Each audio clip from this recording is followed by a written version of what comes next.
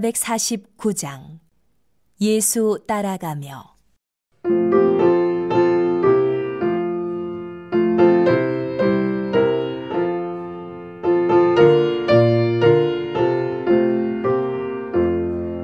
예수 따라가며 복음 순종하면 우리 행할 길 환하겠네.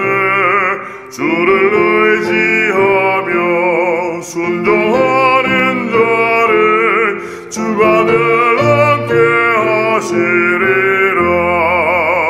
의지하고 순종하는 길은 예수 안에 즐겁고 복된 길이로다.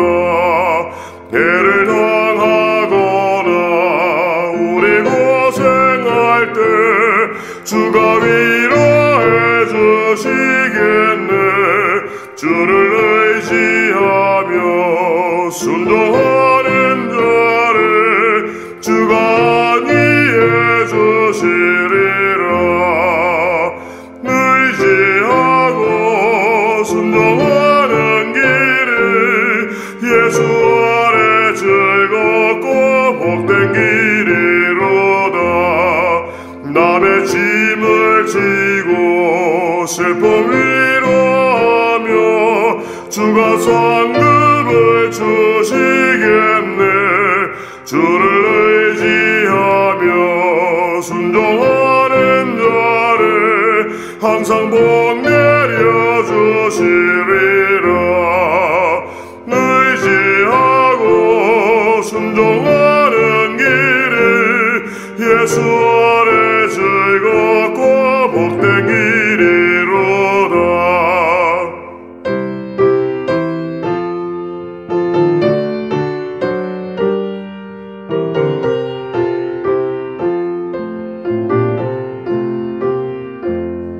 우리 받은 것을 주께 다 드리며 우리 기쁨이 넘치겠네. 주를 의지하며 순종하는 자를 은혜 풍성케 하시리라. 의지하고 순종하는 길은 예수 안에 즐겁고 복된 길이로다. 주를 힘입어서 말씀 잘 배우고 주를 모시고 살아가세. 주를 의지하며 항상 순종하며 주가 사랑해 주시리라.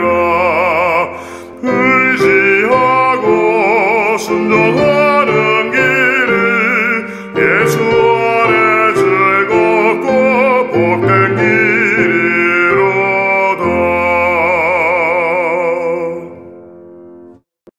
제9장 애굽 땅에서 나온 다음의 첫째 달에 여호와께서 시내 광야에서 모세에게 말씀하여 이르시되 이스라엘 자손에게 유월절을 그 정한 기일에 지키게 하라. 그 정한 기일 곧 이달 14째 날 해질 때 너희는 그것을 지키되 그 모든 율례와 그 모든 규례대로 지킬지니라. 모세가 이스라엘 자손에게 명령하여 유월절을 지키라 하매 그들이 첫째 달 14째 날 해질 때에 시내 광야에서 유월절을 지켰으되 이스라엘 자손이 여호와께서 모세에게 명령하신 것을 다 따라 행하였더라. 그때에 사람의 시체로 말미암아 부정하게 되어서 유월절을 지킬 수 없는 사람들이 있었는데 그들이 그날에 모세와 아론 앞에 이르러 그에게 이르되 우리가 사람의 시체로 말미암아 부정하게 되었거니와 우리를 금지하여 이스라엘 자손과 함께 정한 기일에 여호와께 헌물을 드리지 못하게 하심은 어찌함이니까? 모세가 그들에게 이르되 기다리라. 여호와께서 너희에게 대하여 어떻게 명령하시는지 내가 들으리라. 여호와께서 모세에게 말씀하여 이르시되 이스라엘 자손에게 말하여 이르라. 너희나 너희 후손 중에 시체로 말미암아 부정하게 되든지 먼 여행 중에 있다 할지라도 다 여호와 앞에 마땅히 유월절을 지키되 둘째 달 14째 날 해질 때 그것을 지켜서 어린 양의 무교병과 쓴나물을 아울러 먹을 것이요 아침까지 그것을 조금도 남겨두지 말며 그 뼈를 하나도 꺾지 말아서 유월절 모든 율례대로 지킬 것이니라. 그러나 사람이 정결하기도 하고 여행 중에도 잊지 아니하면서 유월절을 지키지 아니하는 자는 그 백성 중에서 끊어지리니 이런 사람은 그 정한 기일에 여호와께 헌물을 드리지 아니하였은즉 그의 죄를 담당할지며 만일 타국인이 너희 중에 거류하여 여호와 앞에 유월절을 지키고자 하면 유월절 율례대로 그 규례를 따라서 행할지니 거류민에게나 본토인에게나 그 율례는 동일할 것이니라. 성막을 세운 날에 구름이 성막 곧 증거의 성막을 덮었고 저녁이 되면 성막 위에 불 모양 같은 것이 나타나서 아침까지 이르렀으되 항상 그러하여 낮에는 구름이 그것을 덮었고 밤이면 불 모양이 있었는데 구름이 성막에서 떠오르는 때에는 이스라엘 자손이 곧 행진하였고 구름이 머무는 곳에 이스라엘 자손이 진을 쳤으니 이스라엘 자손이 여호와의 명령을 따라 행진하였고 여호와의 명령을 따라 진을 쳤으며 구름이 성막 위에 머무는 동안에는 그들이 진영에 머물렀고 구름이 성막 위에 머무는 날이 오랠 때에는 이스라엘 자손이 여호와의 명령을 지켜 행진하지 아니하였으며 혹시 구름이 성막 위에 머무는 날이 적을 때에도 그들이 다만 여호와의 명령을 따라 진영에 머물고 여호와의 명령을 따라 행진하였으며 혹시 구름이 저녁부터 아침까지 있다가 아침에 그 구름이 떠오를 때에는 그들이 행진하였고 구름이 밤낮 있다가 떠오르면 곧 행진하였으며 이틀이든지 한 달이든지 1년이든지 구름이 성막 위에 머물러 있을 동안에는 이스라엘 자손이 진영에 머물고 행진하지 아니하다가 떠오르면 행진하였으니 곧 그들이 여호와의 명령을 따라 진을 치며 여호와의 명령을 따라 행진하고 또 모세를 통하여 이르신 여호와의 명령을 따라 여호와의 책임을 지켰더라.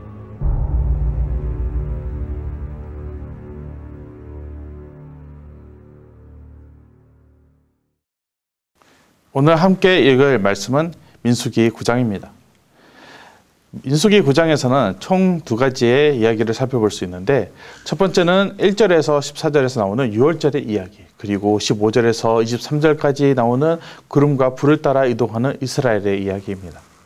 출애굽기부터 시작해서 레위기까지 우리는 이스라엘의 민족이 얼마나 하나님의 말씀에 불순종하고 혼인하는 그런 모습을 너무나도 자주 목격했습니다. 그러나 오늘 읽은 민수기에서는 의외로 하나님의 말씀에 아무 말 없이 순종하는 이스라엘의 모습을 보게 됩니다. 하나님이 말씀하시는 유월절의 규례를 다 지켜 행하고 있고 하나님이 이동하라고 하시면 이동하는 그런 순종의 모습을 보이고 있죠. 하나님이 말씀하시면 그대로 행하는 이스라엘의 모습을 통해 우리 또한 하나님의 말씀에 토를 다는 것이 아니라 기쁨으로 순종하는 모습을 배우는 시간이 되었으면 합니다. 1절을 보시면 애굽 땅에서 나온 다음 첫 해 달에 여호와께서 시내 광야에서 모세에게 말씀하여 이르시되, 애굽 땅에서 나온 다음 해 첫째 달이 되었습니다. 즉 애굽에서 출애굽을 한 지 1년이 지난 것이죠. 하나님께서 이스라엘 민족을 애굽에서 구하시면서 유월절을 첫째 달로 삼도록 하셨습니다. 하나님은 10번째 재앙이 애굽 땅에 내려지면서 유월절의 어린 양의 피로 이스라엘 백성은 이제 구원을 받았고 드디어 그들은 죽음으로부터 노예 생활로부터 해방이 되었습니다. 이 구원의 날을 기준으로 삼아서 모든 것이 다시 새롭게 시작되는 날이 된 것이죠. 첫 해, 첫째 달이 된 것입니다. 우리에게도 예수 그리스도께서 유월절에 어린 양이 되셔서 구원을 주시고 우리를 이제 다시 거듭나게 하셔서 하나님의 백성이 되게 하셨습니다. 그렇기에 우리 또한 매주 주일에 예배당에 나와서 교회가 되어 하나님께 예배를 드리고 찬양을 하고 예수님의 그 희생을 기념하고 그리고 하나님께 예배, 경배를 드리는 것이죠. 그렇게 이제 이스라엘은 애굽에서 보냈던 첫 번째 유월절의 날을 다시 기념하는 시간이 되었습니다. 1년이 지난 것이죠. 그렇게 하나님은 모세에게 이제 말씀하십니다. 유월절을 정해진 기일에 지키라고. 2절과 3절입니다. 이스라엘 자손에게 유월절을 그 정한 기일에 지키게 하라. 그 정한 기일이 곧 이달 14째 날 해질 때에 너희는 그것을 지키되 그 모든 율례와 그 모든 규례대로 지킬지니라. 1월 14일 저녁부터 그 모든 율례와 규례대로 유월절을 지켜라 이렇게 말씀하십니다. 그렇다면 이스라엘 백성이 지켜야 할 이 모든 율례와 규례는 무엇일까요? 바로 첫 번째 유월절에 하나님이 말씀하신 율례와 규례입니다. 바로 출애굽기 12장에 적혀있는 것인데 1절에서 11절까지 하나님은 모세에게 유월절 밤에 지켜야 할 것이 무엇인지 하나하나 이렇게 다 알려주셨습니다. 14일이 되기 사흘 전, 즉 10일에 제사를 드릴 어린 양이나 어린 염소를 준비하였다가 14일 날 저녁에 그 어린 양을 잡아서 그 피를 문설주와 인방에 바르고 그 고기를 불에 구워서 무교병과 쓴 나물과 함께 먹고 남기지 말라고 하셨습니다. 만약 남았다면 전부 불사르라고 하셨죠. 이렇게 모든 율례와 규례대로 유월절을 지키라고 하셨고 모든 이스라엘 백성은 여호와께서 모세에게 말씀하신 대로 그 말씀대로 그 명령대로 모든 것을 다 따라 지키고 행했습니다. 그러나 이제 6절부터 한 가지 문제가 발생하는데 바로 6절과 7절을 읽어보겠습니다. 그때 사람의 시체로 말미암아 부정하게 되어서 유월절을 지킬 수 없는 사람들이 있었는데 그들이 그날에 모세와 아론 앞에 이르러 그에게 이르되 우리가 사람의 시체로 말미암아 부정하게 되었거니와 우리를 금지하여 이스라엘 자손과 함께 정한 기일에 여호와께 헌물을 드리지 못하게 하심은 어찌함이니까. 사람의 시체를 어떻게 만짐으로 인해 몸이 부정하게 된 자들이 왜 우리는 유월절을 지키지 못하게 하십니까? 하면서 이렇게 물어보고 있습니다. 자신들도 유월절을 지키고 있습니다. 우리가 부정하다 하여 이제 유월절을 못 지켜야 하는 것을 너무나도 안타까움을 드러내고 있는 것이죠. 왜 이들이 시체를 만지게 되었는지 정확하게는 알 수는 없습니다. 하지만 이들은 제사를 드릴 수 없는 상태가 되었다는 것은 확실하죠. 레위기에서도 부정한 자들은 제사를 드릴 수 없고 부정한 상태로 제사를 드릴 경우 백성으로부터 끊어질 것이라고 여러 번 언급하고 있는 만큼 부정한 자들은 제사를 드릴 수 없었습니다.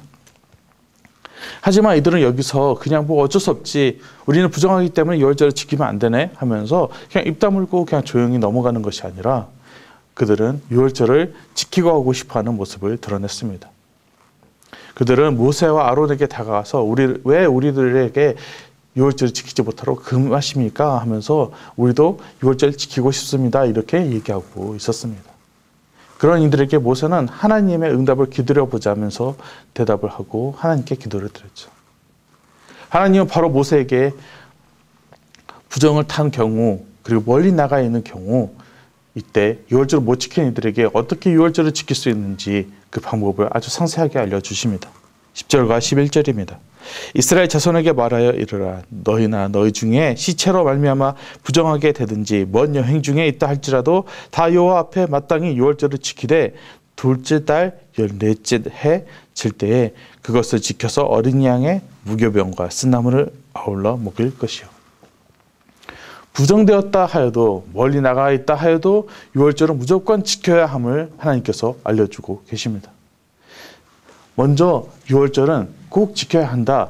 무슨 일이 있어도 지켜야 한다. 이렇게 얘기하신 후에 이제 그 방법을 알려주십니다. 바로 그 다음 달 14일 저녁부터 유월절을 지키면 된다고 이렇게 알려주십니다. 그러면서 13절에 한 가지 주의사항을 알려주시는데 그것은 그러나 사람이 정결하기도 하고 여행 중에도 있지 아니하면서 유월절을 지키지 아니하는 자는 그 백성 중에서 끊어지리니 이런 사람은 그 정한 기일에 여호와께서 헌물을 드리지 아니하였은즉 그의 죄를 담당할지만. 부정한 상태도 아니며 여행 중도 아닌데 유월절을 지키지 아니하였다면 그 백성 중에서 끊어질 것이라 이렇게 얘기하고 있습니다. 즉 예배를 드리는데 아무런 문제도 없는데 아무런 방해도 없는데 예배를 드리지 아니한다는 것은 제사를 드리지 아니한다는 것은 부정한 상태로 제사를 드리는 것과 마찬가지로 심각한 것이라고 얘기한 것입니다. 여기서 다시 한번 하나님은 사람의 마음을 보신다는 것을 발견할 수 있습니다. 우리의 행위보다 우리의 마음을 보시는 주님이십니다. 부정한 상태였기에 제사를 드릴 수 없는 상황이었지만 그들은 그래도 예배를 제사를 드리고 싶어 했습니다. 그런 그들의 마음을 보시고 하나님은 몸을 다시 깨끗하게 하고 다음 달에 제사를 드릴 수 있도록 길을 열어주셨죠. 멀리 떠나 있어 예배를 드리지 못하고 제사를 드리지 못하는 이들에게도 마찬가지로 예배와 제사의 길을 열어주셨습니다. 예배는, 제사는 무조건 지켜져야 하는 것입니다. 어떤 상황에서도 예배는 절대 멈출 수 없습니다.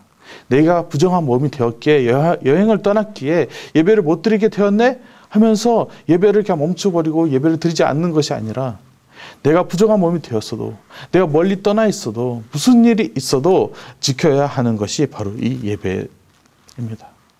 이 예배를 내가 꼭 지켜야겠다. 내가 비록 멀리 나와 있지만 그래도 예배를 지켜야겠다. 내가 몸이 많이 아프지만 그래도 하나님께서 열어주신 그 길로 다시 예배를 드려야 되겠다. 이렇게 마음을 먹어야 하는 것입니다. 그리고 14절에 이런 사모하는 마음으로 유월절을 지키고 싶어하는 타국인에게도 하나님은 길을 열어주십니다. 이미 여기서부터 하나님은 이스라엘 민족에게 구원은 선택된 민족들에게만 주어지는 것이 아니라 우리를 위해 돌아가신 예수 그리스도를 믿는 모든 이들에게 열려 있다는 것을 보여주고 계십니다. 14절에 만일 타국인이 너희 중에 거류하여 여호와 앞에 유월절을 지키고자 하면 유월절 율례대로 그 규례를 따라서 행할지니 거류민이나 본토인에게나 그 율례는 동일한 것이니라. 하나님은 무슨 일이 있어도 유월절을 꼭 지키게 하셨습니다. 우리와 이 구원과 일직선으로 연결되어 있기 때문이죠. 우리를 위해 돌아가신 예수 그리스도를 기억하고 기념하고 찬양하고 경배를 올려드리고 하나님의 말씀을 듣는 시간이기 때문입니다. 우리와 하나님의 관계가 더욱 깊어지는 순간이기 때문입니다. 이 소중하고 중요한 시간은 어떤 일이 있어도 끝까지 지키고 사모하는 우리 홍성교회 성도님들이 되기를 간절히 소망합니다. 15절에서 23절에는 여호와 하나님이 이스라엘 민족을 구름과 불로 인도하시는 방식을 설명하고 있습니다. 구름과 불이 성막 위에 있으면 이스라엘 민족도 멈추었고 구름과 불이 이동을 하면 이스라엘도 이동을 했습니다. 그 기간이 이틀이 되었든 한 달이 되었든 1년이 되었든 구름이 성막 위에 머물러 있으면 머물고 이동을 하면 함께 이동을 했습니다. 저는 여러 번 이사한 경험이 있고 숲에서 텐트를 치고 숙박한 적도 여러 번 있었습니다.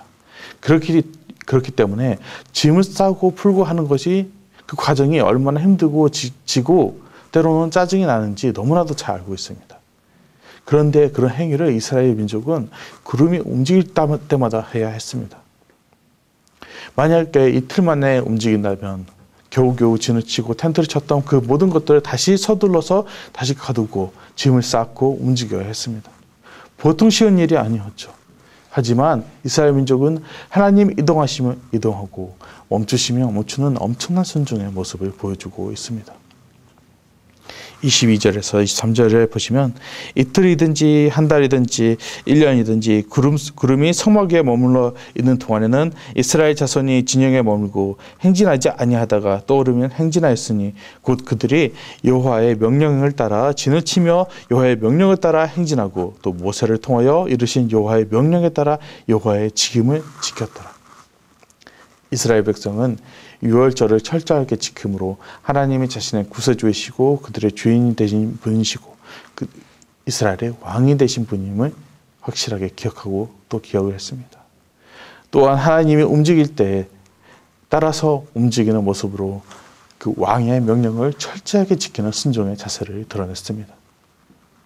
하나님, 지금 상황이 움직일 상황이 아닌데요. 하나님, 저 부정을 타는데 예배를 드릴 수 없겠는데요 하며 예배나 제사나 명령을 거부하는 것이 아니라 철저하게 예배를 지키고 하나님의 말씀을 지켰습니다. 이게 바로 하나님의 백성의 모습입니다. 코로나로 인해 예배를 잠시 중단해도 주변의 사람들은 아무 말도 안 했을 것입니다. 오히려 중단하는 게 맞다고 중단하라고 얘기했습니다. 하지만 우리는 예배를 철저하게 지켰고 하나님의 말씀에 순종하였습니다.